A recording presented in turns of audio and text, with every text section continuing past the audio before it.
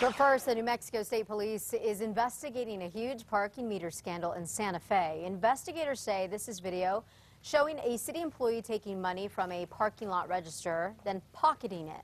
Police also investigated another worker who was collecting coins from the meters. Now, according to the police report, the rules were so lax within the parking division that police believe city employees may have swindled more than $300 grand over a period of 5 years.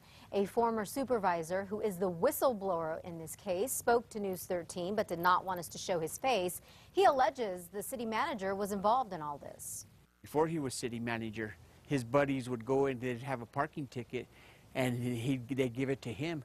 And they were dismissing tickets left and right. I am not guilty of having my own parking tickets dismissed. No. City Manager Robert Romero has not been arrested or charged with anything. State police investigators have also questioned Santa Fe Police Chief Ray Rael while he was with the city's Human Resources Division over his alleged involvement, though he denies any wrongdoing. And just yesterday, police did arrest 2 other workers after they say they stole money from a city parking lot.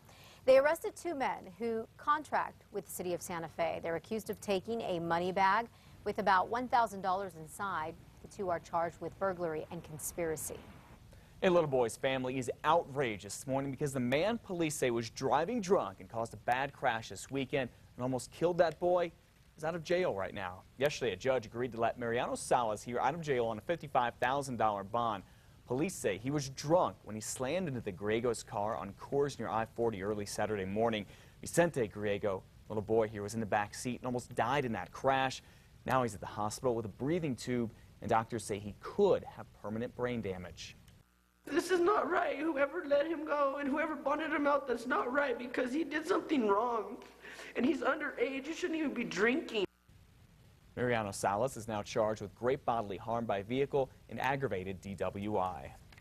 A man who used to be a Lee County Sheriff's deputy is accused of not only drinking and driving, but trying to use his badge to get out of it. Hobbs police pulled over Roberto Rangel on Friday night. They say he was drunk and had a 30-pack of beer, a bottle of liquor, and a loaded gun in his truck.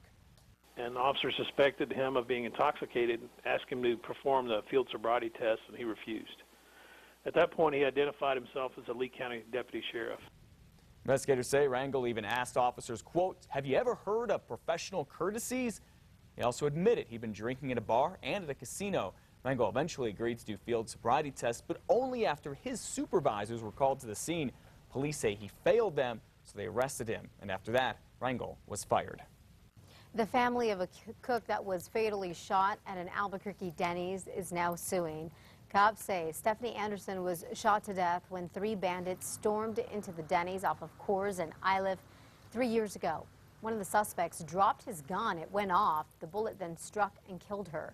The victim's family is claiming the company did not have working security cameras and failed to take action when the manager of the restaurant was robbed at gunpoint a week earlier.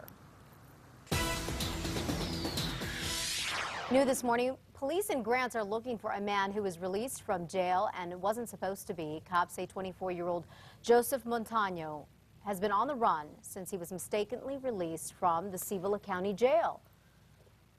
Now, he has burglary and drug charges on his record. Call police if you know where he is.